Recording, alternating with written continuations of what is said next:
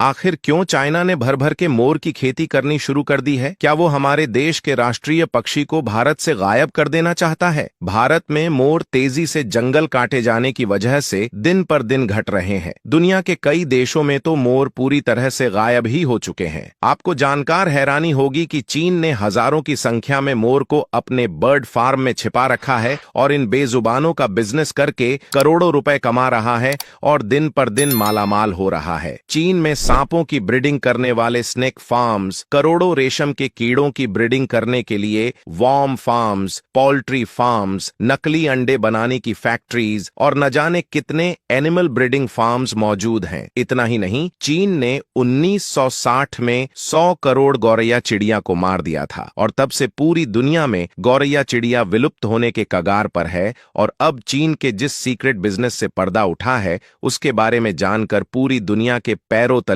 जमीन ही खिसक गई है, जो कि है पीकॉक फार्मिंग। कई सदियों से मोर अपने खूबसूरत पंखों और रंगों के लिए दुनिया भर में मशहूर है। मोर पंख इतने ज्यादा खूबसूरत होते हैं कि आज तक हजारों फैक्ट्रीज ने इसकी कॉपी करने की कोशिश की है, लेकिन कोई फैक्ट्री इसमें सफल नहीं हो पाई। आपको बता दें, मोर के इन खूबसूरत पंखों का इस्तेमाल खासतौर पर प्रीमियम होम डेकोर में किया जाता है। इसके अलावा मोर पंख को लकी चार्म भी माना जाता है। कहा जाता है मोर पंख घर में रखने से किस्मत खुल जाती है और नेगेटिव एनर्जी दूर रहती है। वैसे तो नॉर्मली मोर पंख खुद से टूटकर गिर जाते हैं, जिसे किसान उठाकर बेच देते थे, लेकिन जंगल कटने की वजह से मोर कम होने लगे तो लोग मोर का शिकार करने लगे थे, जिसके बाद गवर्नमेंट ने एक नियम लागू कर दिया कि अगर कोई भी मोर को नुकसान पहुंचाएगा तो उसे कड़ी सजा मिलेगी। और इसलिए चीन ने भी इन नियमों का पालन करते हुए पीकॉक फार्मिंग शुरू कर दी। अब चीन ये फार्मिंग कैसे करता है? सबसे पहले चीन के किसान पीकॉक फार्मिंग के लिए एक बड़ा मैदान बनाकर तैयार करते हैं, क्योंकि बाकी पक्षियों के मुकाबले मोर का साइज बड़ा होता है और पीकॉक को इधर उधर घूमने और पंख फैलाकर नाचने के लिए काफी ज्यादा जगह चाहिए होती है। हर एक मोर को कम से कम करीब 100 वर्ग फुट एरिया की जरूरत पड़ती ही है। इसके बाद 6 से 7 फीट की दीवार खड़ी की जाती है ताकि वो उड़कर भाग न पाए। इसके अलावा मोर काफी नाजुक होते हैं,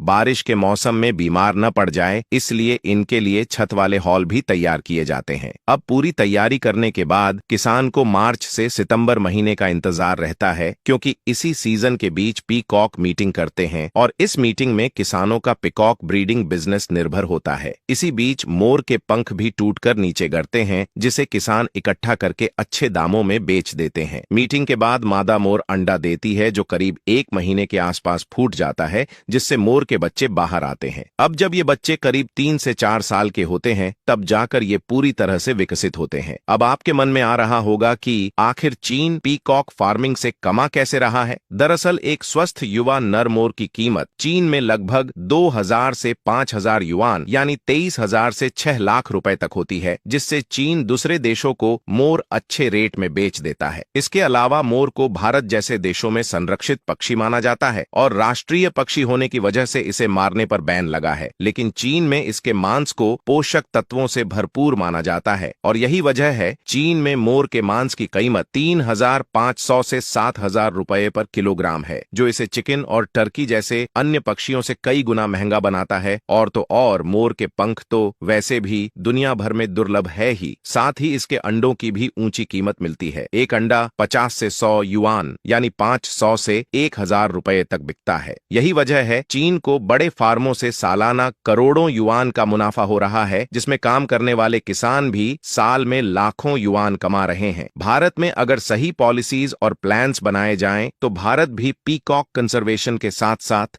इससे फाइनेंशियली बेनिफिट्स उठा सकता है।